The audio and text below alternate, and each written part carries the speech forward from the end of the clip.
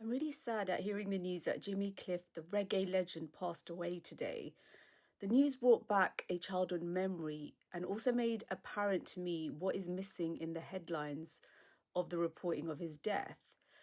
So, Jimmy Cliff's music traveled beyond borders and diaspora lines, carrying stories of survival, dignity, and hope.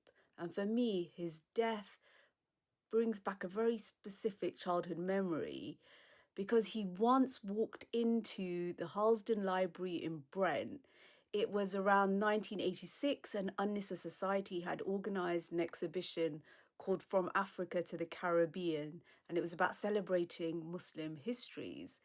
Back then, I didn't understand the scale of the legacy that had just walked through the library doors, but I felt something. What I also didn't understand back then, but know clearly now, is that Jimmy Cliff was at the time in the middle of a deeply spiritual chapter of his life.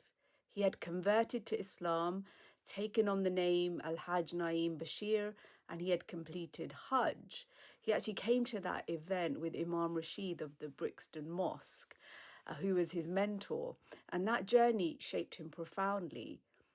And yet, reading many of today's tributes in the mainstream press, that part of his life is missing. And this is not a one off, this is a pattern I've noticed with the mainstream media, that a big part of our lives as people of faith is excluded as if it's not important enough to deserve a mention.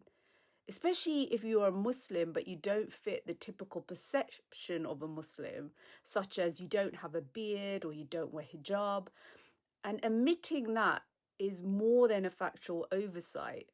It's actually part of a wider pattern in which Muslim identity, especially Caribbean Black Muslim identity, is seen as not fitting the script, something that they try to erase or smooth out of the historical record.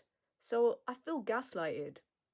But today I want to honour the legend, a man whose path once ran through Islam openly, sincerely, and influentially, and whose presence reached a Brent library where a young me watched greatness up close. So may Jimmy Cliff's journey onward be gentle, and may we remember him in all his fullness and not just the parts that fit neatly into familiar narratives. Inna lillahi